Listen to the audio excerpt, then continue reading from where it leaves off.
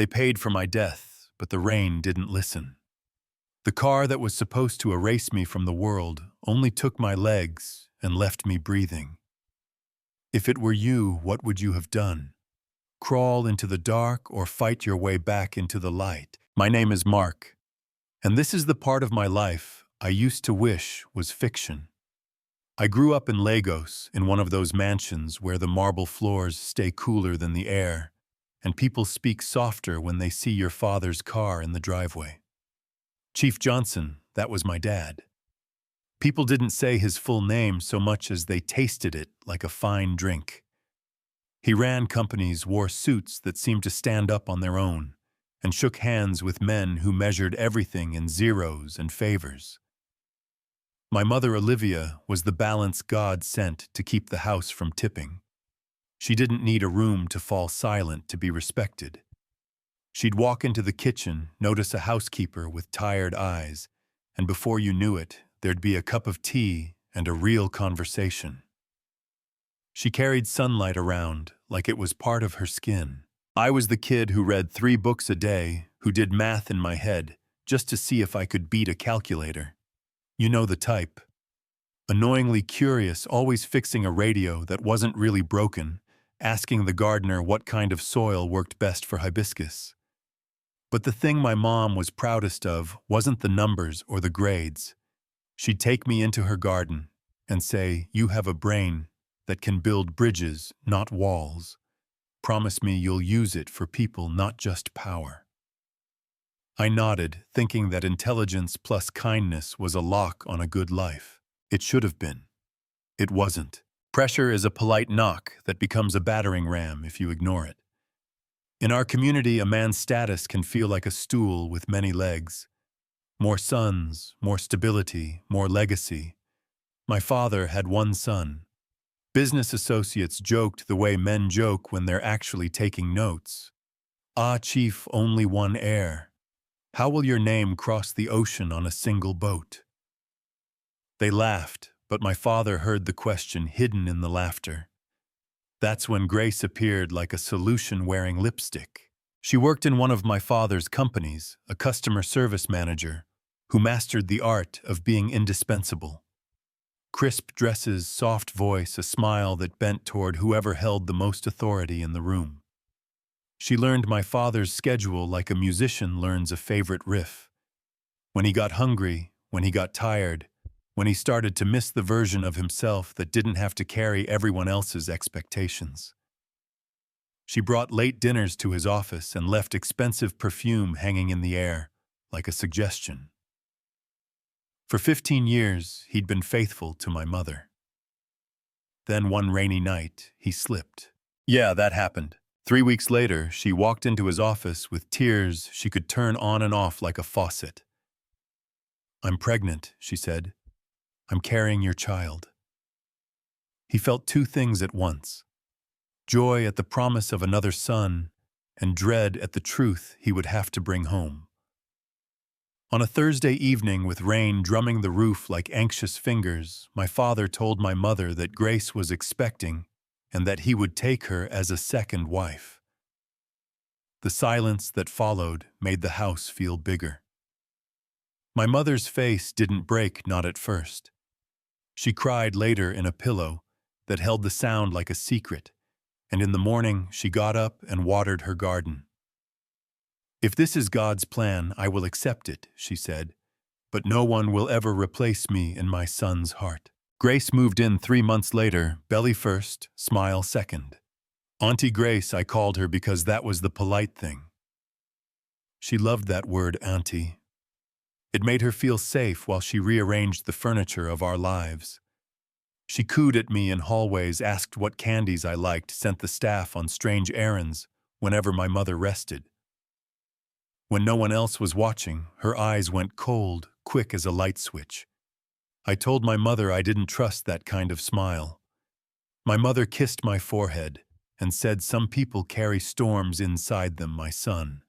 Stay kind, but learn the weather." Then the barometer dropped. Grace had an older sister named Funme, a woman with hands that knew herbs and poisons better than prayer.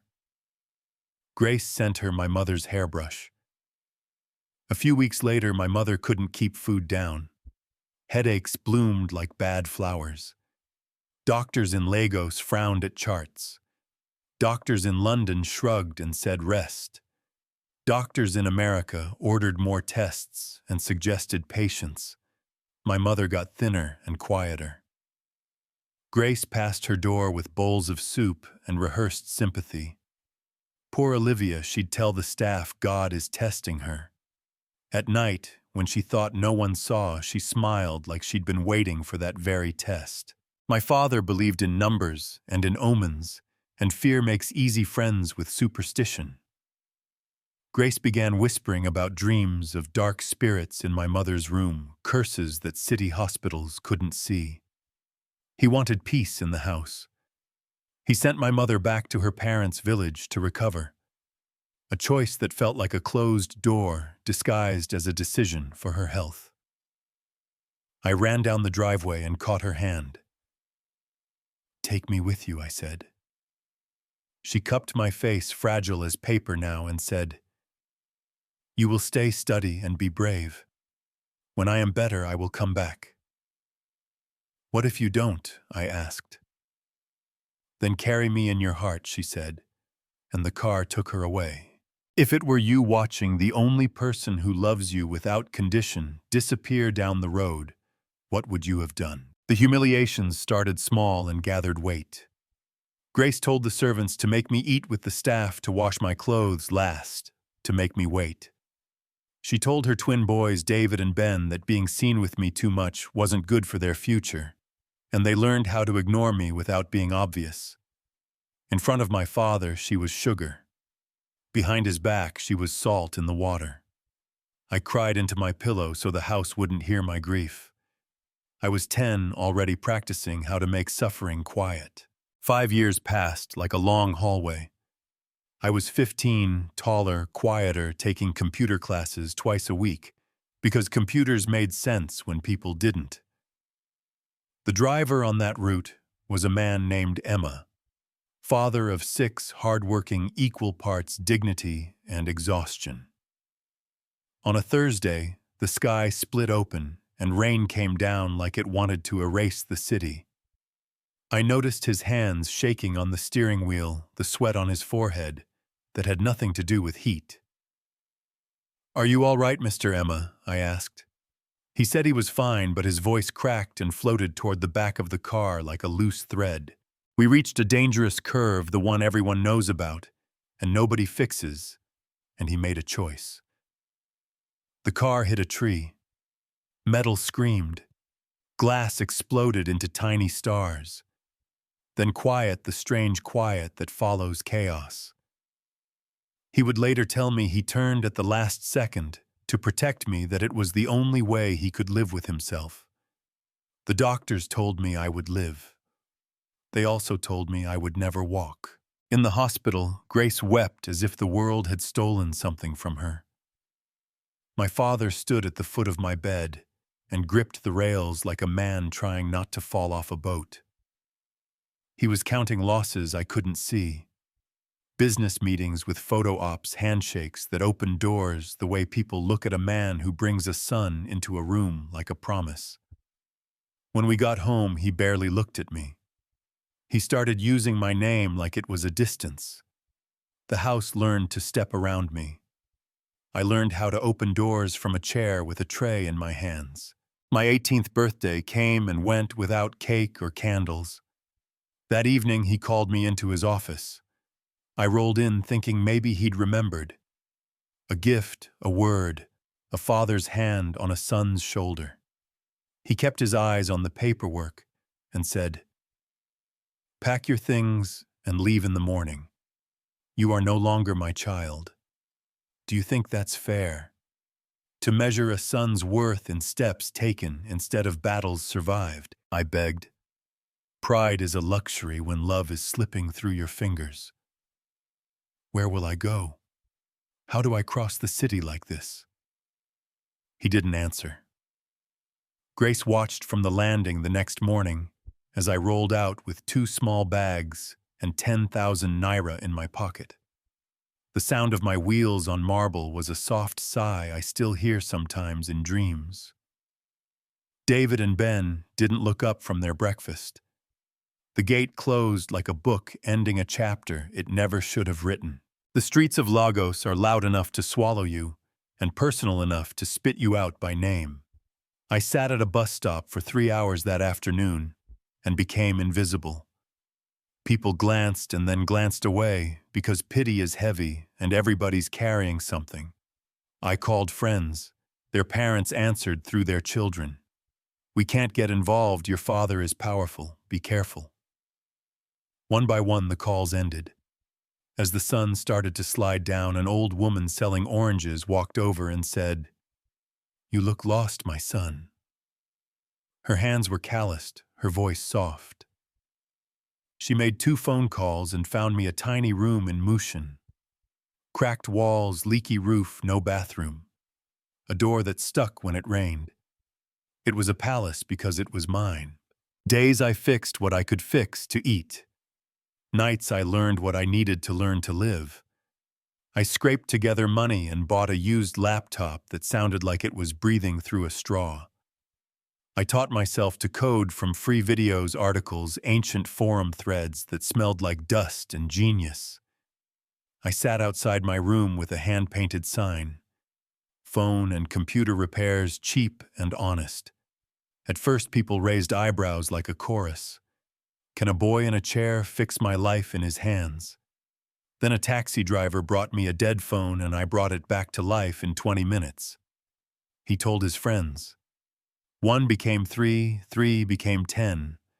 I charged enough to eat once, sometimes twice, and kept the rest for the future I was trying to build on a table made of plywood. 3 years like that. Slow and fast at the same time. I was 21 when a man in an expensive suit climbed the stairs to my room with desperation disguised as confidence. "My laptop died," he said. "There are files worth millions on it. Tex told me it's gone. Can you help?" His name was Mr. Paul. He worked at a bank where numbers don't just tell stories, they buy them. "Give me 2 days," I said. When he left, I exhaled like I had been holding my breath since I was a child. 2 days is a long time if you're scared, and a short time if failure means hunger. I recovered the files. That would have been enough. But there was a ghost on his drive, a custom-built virus designed to sneak through his machine into the bank's network. Not a sloppy scam. A surgical strike. I called Mr. Paul and told him to bring his boss and their IT manager. They crowded into my little room like elephants who suddenly remembered how to tiptoe. I showed them everything. Not with jargon meant to impress, but with steps, pictures, metaphors their grandmothers would understand. The IT manager started sweating when he realized I had just mapped a back door to their vault from a room with a flickering bulb. They offered me a job. I said no. "I want to build the fix from my own company," I told them. "I need 2 million naira to start." The room got quiet the way a room gets quiet when a choice is about to be made that will change people's lives they haven't met yet. The bank manager looked at me like he was weighing a safe option against a smart one. "Done," he said, "but I need results in 3 months. I delivered in 2. Stick around because what happened next will blow your mind." 1 contract turned into 5. 5 into 15. I moved out of the room with the leaky roof and into a small office where second-hand chairs squeaked when you leaned back. I hired 3 people better than me at the things I was bad at. Organization, customer handling, the art of keeping chaos neat. We protected banks. We slept less. We ate better. Then I had an idea that didn't let me rest. Most people didn't own computers, but almost everyone had a phone. What if we built something for them? Simple apps with complicated impact. Micro savings for market women counting coins under a single bulb, learning modules for students who couldn't afford tutors, inventory tools for small shop owners whose records were memories and scraps of paper. We tested in the neighborhoods that taught me humility, not the boardrooms that smelled like cologne and climate control. The apps spread like vines on walls people had stopped noticing. One day, I got an email with a fruit logo, then one with a big colorful G, then one from folks whose name makes you think of Windows. They flew me out, poured coffee into cups that cost as much as my first laptop, and offered me $50 million to buy what we'd built. I said no. My friends said I was insane. Take the money, make your family safe for 100 years. I told them money is only generational if the vision that made it is too. I wasn't building a golden ticket. I was laying fiber for kids who look like me and were told to sit in the back of class because their chair had wheels. You know what I mean. By 30, our valuation hit $2 billion. I learned to spend money on the right things. People time ramps that weren't an afterthought. Elevators that worked, captions that actually made sense, wheelchairs that fit the person instead of forcing the person to fit the chair. I built schools for disabled kids where the first lesson was autonomy and the second was code.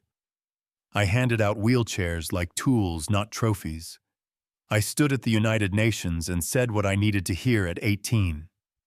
Your disability isn't your weakness, it's the forge that gave your focus its edge. While the world was clapping for the man in the chair, I was quietly searching for the woman who taught him how to sit tall. I hired investigators who understood that Africa is large and secrets are patient. That call finally came on a Tuesday. We found her, alive barely. By the time I reached the village, my heart had already played out every possible scene and still wasn't ready.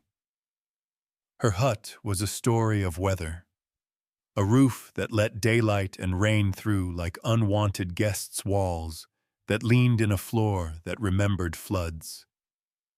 She lay on a thin mat, skin pale, and eyes dulled by years of pain. When she saw me, she whispered, "Ye son, is it really you? Why are you in a chair?" I lifted her head, felt the weight of 20 years sit in my lap, and told her we were going home. The hospital became a battle station. The head doctor pulled me aside and said the quiet part loud, slow poisoning years of it. This wasn't an illness, it was an intention. The cure wouldn't be magic.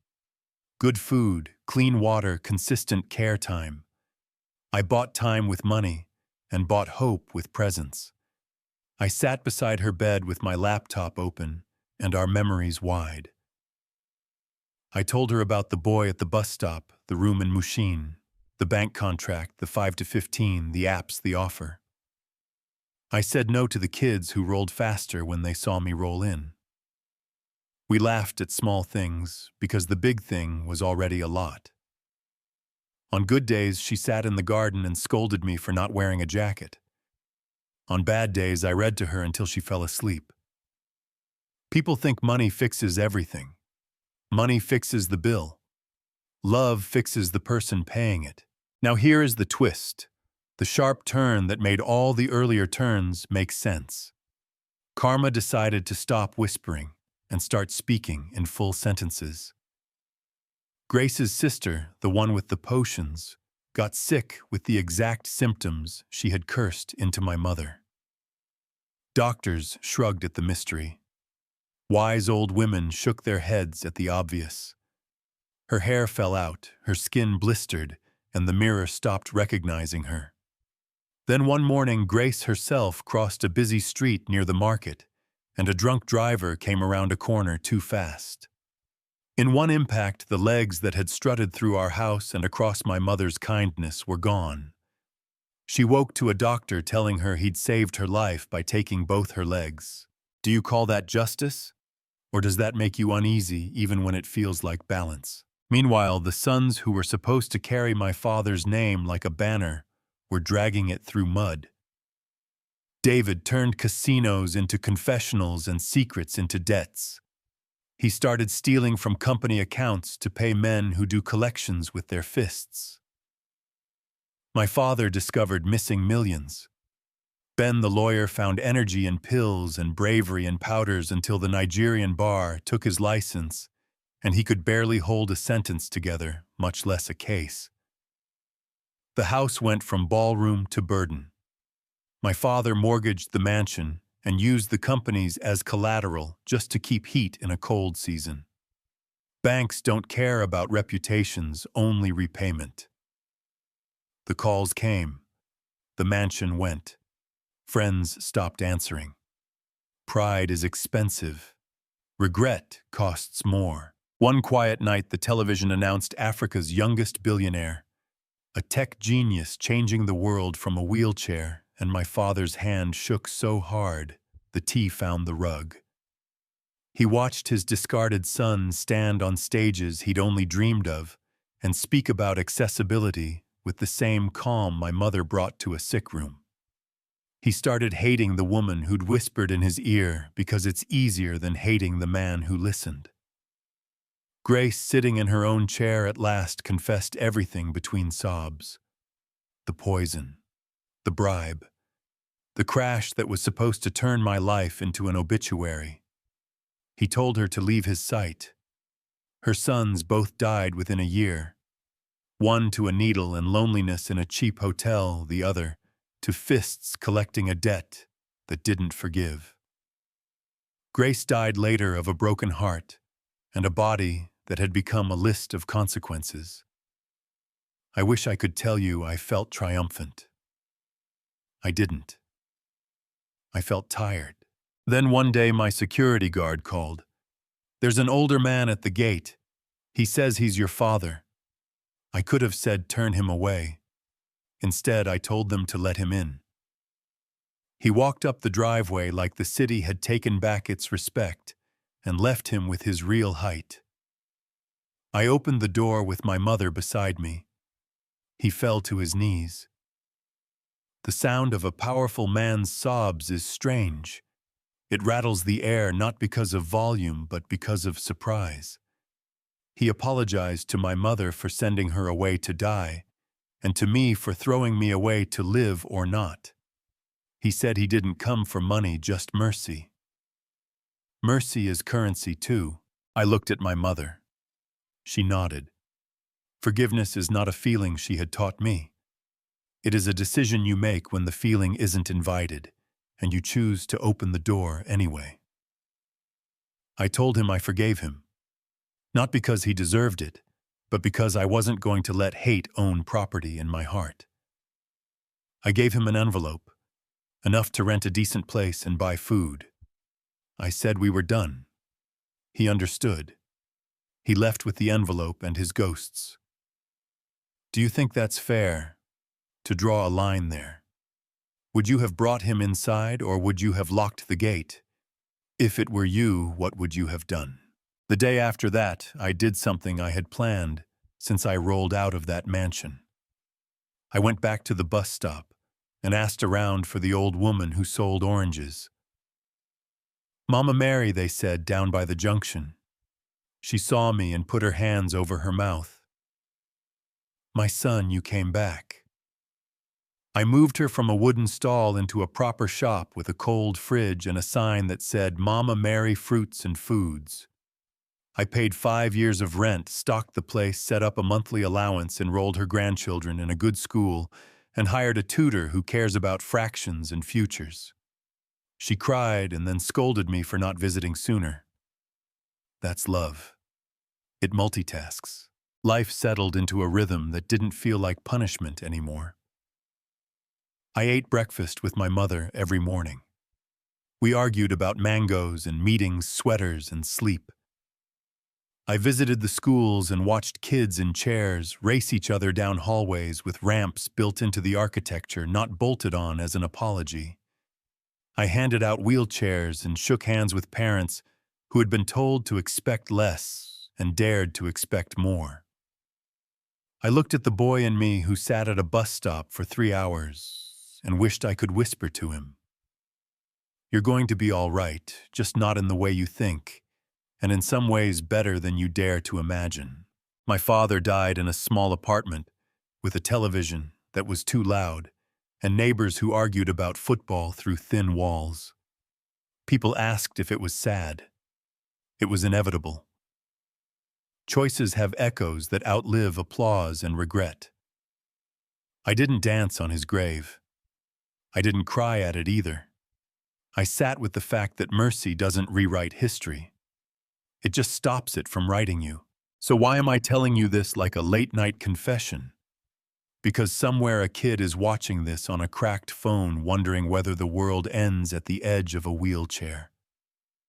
Somewhere a woman is being told to be content with second place in a home where she built the foundation, and somewhere a man is about to listen to the whisper that will burn his house down in slow motion. I want to be the hand on your shoulder before the turn.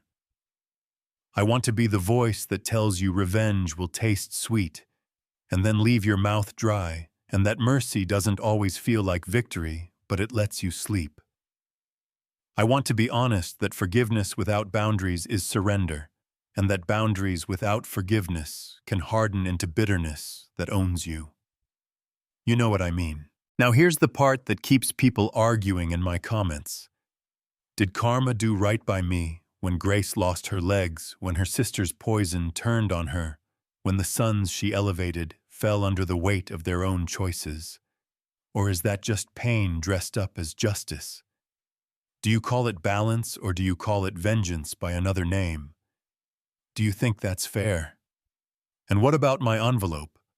Was that mercy or was that me making sure I never became the man who locked the gate on a hungry face? On the days I'm tempted to rewrite the ending, I go back to one scene.